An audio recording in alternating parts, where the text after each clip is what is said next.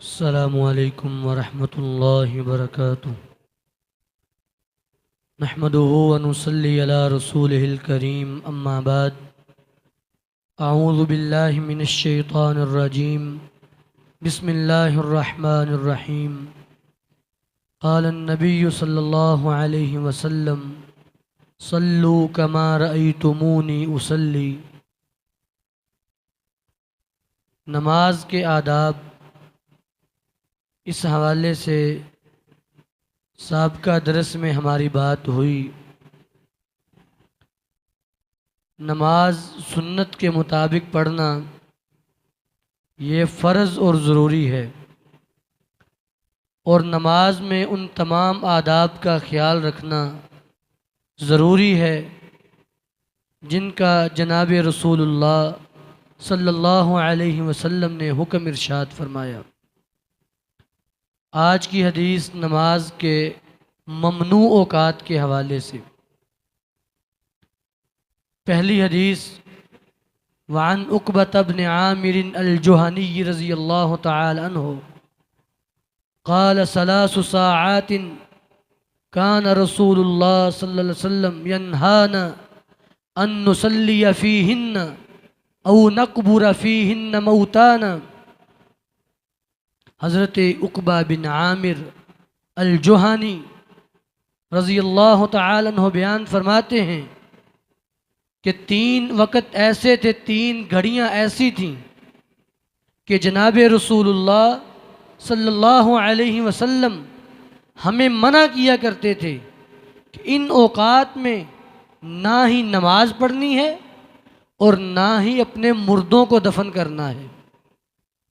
3 وقت ان میں نماز پڑھنا بھی منع ہے اور ان میں مردے دفنانا بھی منع ہے۔ اچھا، اب حدیث کے وہ 3 وقت کون سے ہیں اس کو سمجھنے کے لیے اس سے پہلے میں ایک بات سمجھنا ضروری ہے، وہ یہ کہ ہم 3 طرح کی نمازیں پڑھتے ہیں۔ سب سے پہلے نمبر پہ فرضی نماز، وہ تو معروف ہے، فجر، ظہر، عصر، مغرب، عشاء 5 نمازیں فرض ہیں، ہر مسلمان کو پتہ ہے۔ دوسرے نمبر پہ ہوتی ہے نفلی نماز۔ نفلی نماز سے مراد جو فرضی کے علاوہ ہیں، اس میں سنتیں بھی آ گئیں، اس میں نفل بھی آ گئے۔ تیسرے نمبر پہ ہوتی ہے سببی نماز، جو کسی وجہ سے پڑھی جاتی ہے، بغیر وجہ کے نہیں پڑھی جاتی، جیسا کہ نماز جنازہ، اسی طرح صلاۃ استسقاء، بارش کے لیے نماز پڑھنا، صلاۃ کسوف، گرہن کی نماز پڑھنا، تو یہ سببی نمازیں ہیں۔ اب یہ جو حدیث بیان ہونے لگی ہے، اس میں ان 3 اوقات میں فرضی نماز پڑھنا بھی منع ہے، نفلی نماز پڑھنا بھی منع ہے، سببی نماز پڑھنا بھی منع ہے۔ اور وہ 3 وقت کون سے ہیں؟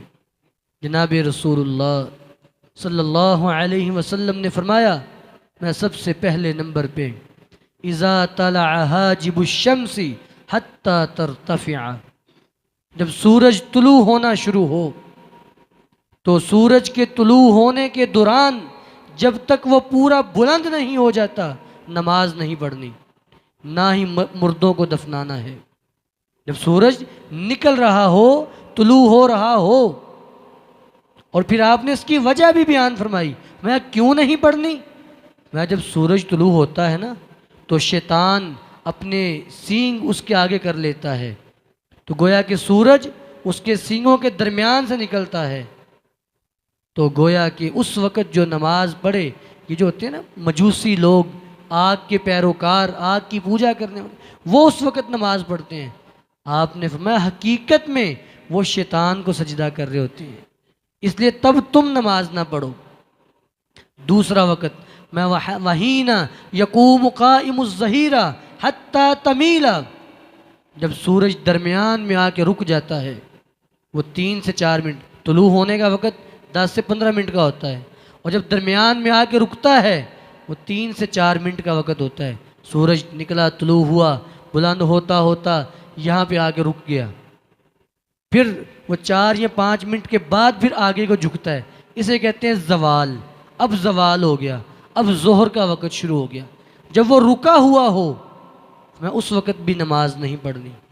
اس وقت جہنم کو بھڑکایا جاتا ہے، یہ بھی حدیث میں موجود۔ دو وقت ہو گئے۔ تیسرے نمبر پہ فرمایا وَحِينَ تَزَيَّفَ الشَّمْسُ لِلْغُرُوبِ حَتَّى تَغْرُبَ، جب سورج غروب ہونے لگ جائے تو نماز پڑھنا چھوڑ دو یہاں تک کہ پورا غروب ہو جائے، پھر تم نماز پڑھ سکتے ہو۔ تو میرے بھائیو، ان تین اوقات میں فرضی نفلی سببی تینوں نمازیں منع ہے۔ آخری حدیث وعن ابی سعید الخدری رضی اللہ تعالی عنہ قال قال رسول اللہ صلی اللہ علیہ وسلم لا صلاة بعد الفجر حتى تطلع الشمس ولا بعد العصر حتى تغرب الشمس۔ نبی علیہ السلام نے فرمایا کہ فجر کے بعد کوئی نماز نہیں یہاں تک کہ سورج طلوع ہو جائے، اور عصر کے بعد کوئی نماز نہیں یہاں تک کہ سورج غروب ہو جائے۔ اب یہاں صرف نفلی نماز منع ہے۔ فجر کی نماز پڑھ لی ہے، اس کے بعد اشراق کی پڑھنی ہے، درمیان میں نفل نہیں ہے۔ ہاں فرضی پڑھ سکتے ہیں، کوئی رہ گئی ہے پڑھ لیں، سببی پڑھ سکتے ہیں، فرضی بھی جائز سببی بھی جائز، نفلی منع ہے۔